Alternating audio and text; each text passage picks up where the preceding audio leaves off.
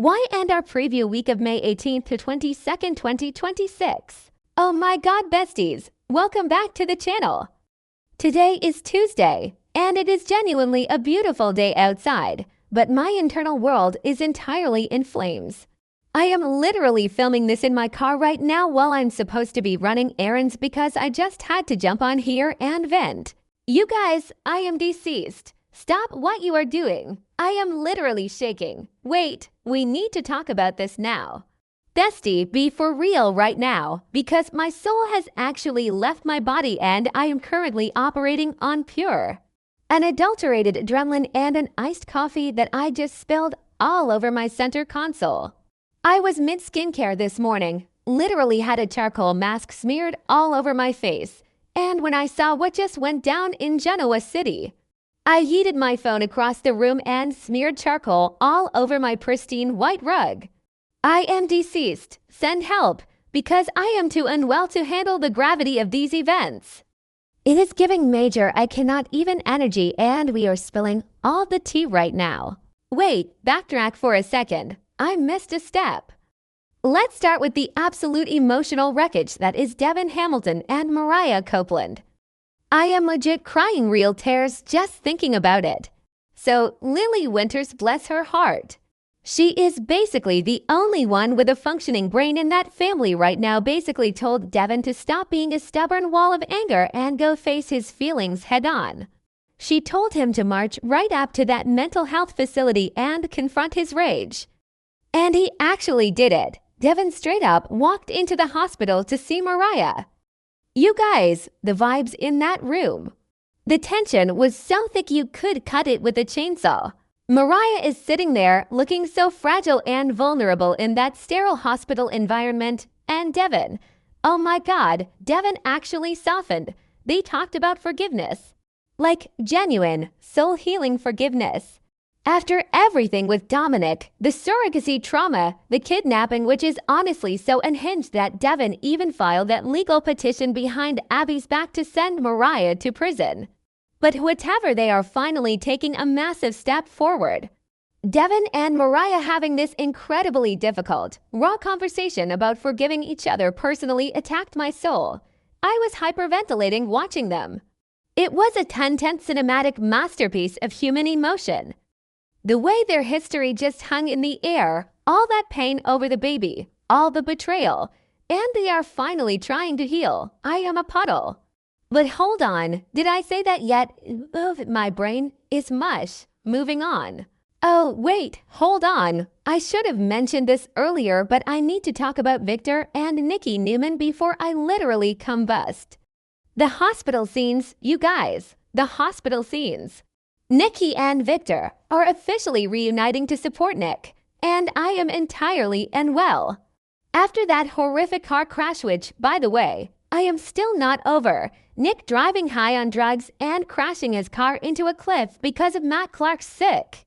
Twisted Gains Nikki was screaming in the hospital in the last update, and I felt that agonizing pain in my bones. Now, Victor and Nikki are putting aside every single piece of billionaire corporate drama to just be parents. Victor's face, you guys, the stoic, terrifying Victor Newman looked genuinely broken. It's like the harsh reality check he gave Nick earlier totally backfired, and now he's realizing he pushed his son over the absolute edge. I am calling it, Victor's villain arc against whoever supplied those drugs is about to go nuclear. Manifesting a total dumpster fire by the next update, because Victor is going to destroy everything and everyone in his path to protect Nick. It is a terrifying day to be an enemy of the Newman family, let me tell you. Wait, I'm glitching? Okay, back to the main event. Let's talk about the absolute chaotic train wreck that is Jack Abbott. Jack is officially on my do not perceive list. I am so done with him. He is playing the most dangerous, reckless game of psychological chess with Patty Williams, and it is going to blow up in his face in the most catastrophic way possible. Jack's erratic attitude towards Patty is straight up terrifying.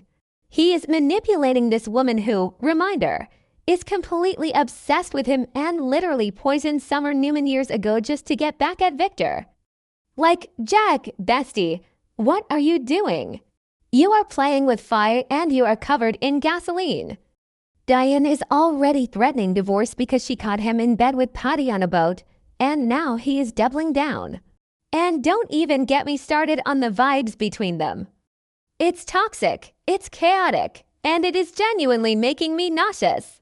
Jack's erratic behavior is going to lead to a massive, dangerous mistake, and I am calling it right now. Someone is going to get seriously hurt.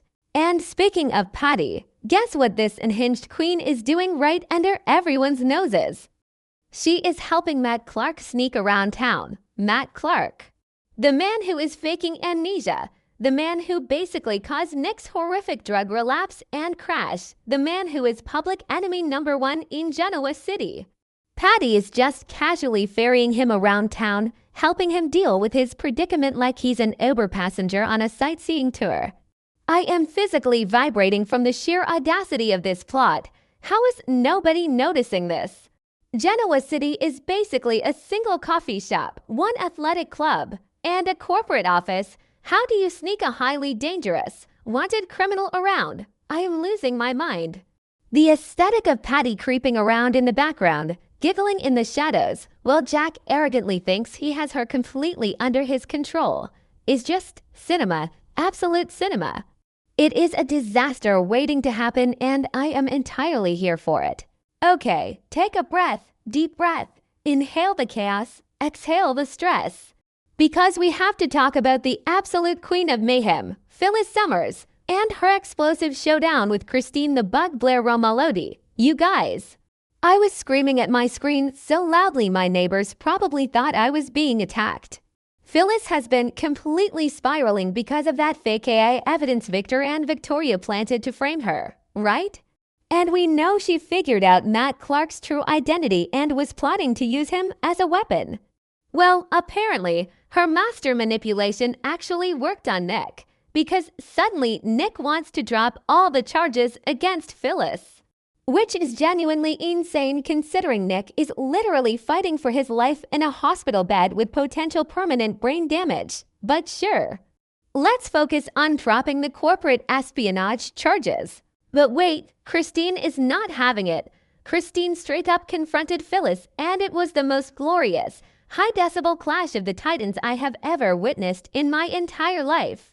Christine looked Phyllis dead in the eye and basically said, I see exactly what you are doing, you manipulative witch. Christine knows exactly what is going on. She called Phyllis out for using Matt to manipulate Nick into dropping the charges. And Christine is holding all the absolute power right now. She told Phyllis that the case is in her hands as the district attorney, and she is not dropping the charges, no matter what backroom, shady deal Phyllis made with Nick or anyone else. By the way, can we talk about Christine's blazer in this scene? Flawless. The tailoring was giving I will lock you up in a federal penitentiary and throw away the key realness. I was totally distracted by the lapels for a second, but then Phyllis gave her that feral, cornered animal glare, and I snapped right back to reality. Phyllis's hair was literally vibrating with rage. She is backed into a corner, completely isolated. And we know exactly what Phyllis Summers does when she's cornered. She goes entirely feral. The history between these two women is decades deep. The hit-and runs, the stolen husbands, the endless courtroom battles. This isn't just about Newman Enterprises anymore. This is a blood feud, and Christine is finally getting her ultimate revenge. And right in the middle of this catastrophic, world-ending showdown, who steps in? Daniel Romalotti Jr. Daniel is desperately trying to intervene before his mother and Christine physically destroy each other in the middle of the room. But Daniel is completely distracted and visibly panicking, and here is the ultimate tea, besties, Danny Romalotti is missing. Yes, you heard me, Daniel is frantically asking Christine if she has heard from Danny, because Danny is not answering his texts, not answering his calls. He is just completely Mia. And Christine looks super uncomfortable. Like visibly squirming, avoiding eye contact, shifting her weight. What does she know? Where is Danny? Last we saw, Danny was watching Christine get arrested in court for the fake AI evidence, but now she's acting as the Da again and Danny has vanished off the face of the earth. Wait, is Danny kidnapped? Did Victor do something to him to keep Christine in line? Did Phyllis do something to him to get leverage? I am spiraling into existential tangents right now because this mystery is eating me alive. Besties, I genuinely cannot handle the stress of this show anymore. My grip on reality is slipping so fast.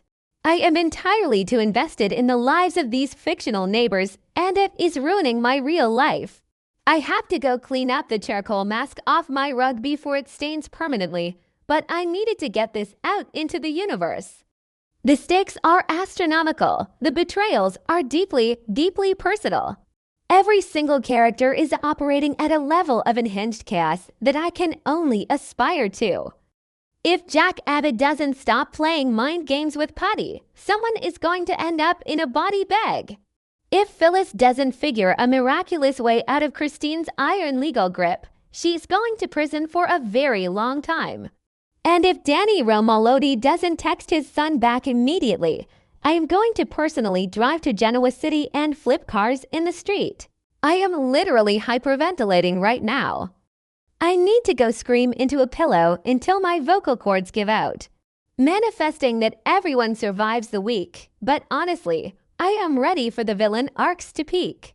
Keep your eyes peeled, besties, because Genoa City is a massive powder keg and the match has officially been struck. I am out.